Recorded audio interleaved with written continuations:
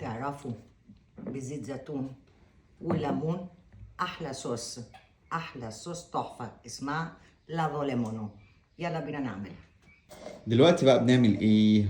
دلوقتي بقى السر كله واحده صوص هعلمها لكم تحفه. تنفع الصوص دي للفراخ وتنفع للاسماك. الفرخه المشويه على الفحم او الفرخه اللي في الفرن. اوكي، الصوص ده هنعمله سمك مشوي بالرده او سمك مشوي في الفرن. الصوص ده ينفع للحالات دي، بس ده تحفه. يعني احنا هنجيب دلوقتي فرخه مشويه جاهزه اللي انا طلبتها، بس السر بقى كله في الصوص ده. لما تيجي هنحط وينفع يتغمس كمان بالبطاطس؟ لا، ده هو الصوص ده ني يتحط بعد ما الاكل يتعمل، فظيع ورهيب يعني. طب احنا اول حاجه بنعملها ايه؟ بنعصر الليمون. يبقى عندنا عصير ليمون طبعا وزيت زيتون صرف، مش هينفع حاجه تانية غير زيت زيتون ساده. اوكي، ادي الليمون. ده جهزنا ايه؟ الصوص. عصير الليمون. محتاجين للصوص دي مفيش حاجه، ده وده. لو عايزين تحطوا شويه ملح وشويه زعتر، بس الصوص ده هيبقى كريمي. هنبتدي ناخد بقى ايه؟ ده زيت زيتون. ده زيت زيتون. اوكي. زيت زيتون شايفينه عامل ازاي؟ ده زيت زيتون. نحط حبه لو حلوين. طلعت كميه اكبر ممكن تحطه في برطمان في التلاجة، بس احنا الكميه دي على قد الاصل. احنا بنحط من فوق تحفه يعني. افهمكم دلوقتي. ماشي. بنبتدي بخلاط بالهاند بلند اللي معاكم. سر زيت الزيتون كله ما تضربه هيبقى كريمي. بص الشكل شايفين ابتدى اتغير. اللون يتغير.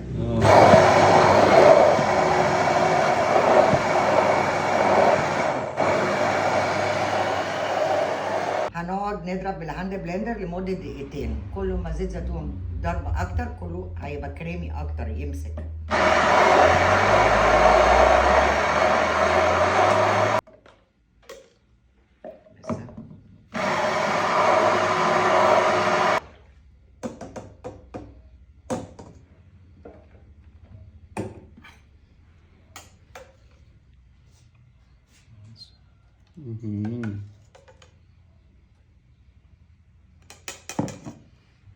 شوية ملح، شوية طبعا ملح. الشوية بتاعي بيفجع.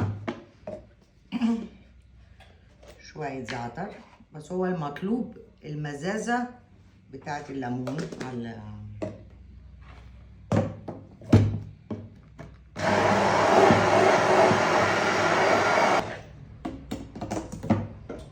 اوكي. بعدين هنحط الليمون.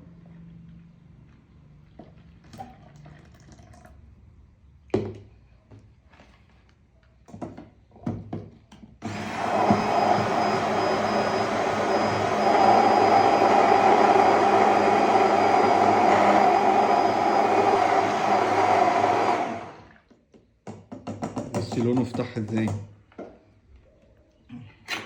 ممكن ندوق. وكده بقى جاهز. الكمية دي كده جاهزة على الترابيزة. لما نحط كل واحد قطعة الفرخة أو قطعة السمك نحط كده بالمعلقة. فظيع قوي. اوكي، الصوص ده فظيع زي ما قلنا. يعني انا كان ممكن اتصل دلوقتي اقول لهم فرخه بالصوص ده هيحسبها لي 13 14 يورو.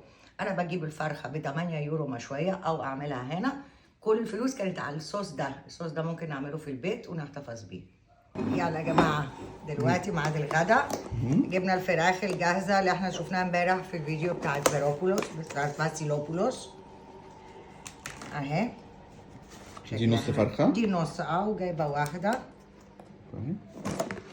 في الإمكانية تاخد واحدة أو نص. اوكي. دلوقتي هنقطع عشان نحط الصوص من فوق. طب ممكن تورينا الصوص شكله بقى عامل ازاي اهو؟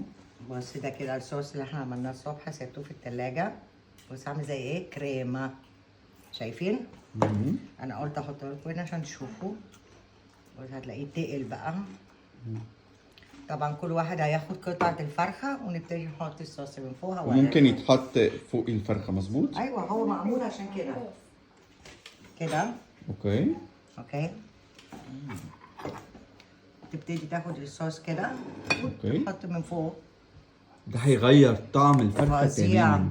واقول لكم خطه تانية، ممكن نجيب الفراخ العاديه بتاعتنا مم. ونعمل الصوص دي، نتبلها فيها ونسيبها طول الليل، ونسيب نص الكميه برضو بعد ما نطلعها من الفرن نحط. تحفه. وممكن كمان بقى ايه بالبطاطس. مم. جربوا الوصفه دي وقولوا لي. شكرا، بون ابيتي.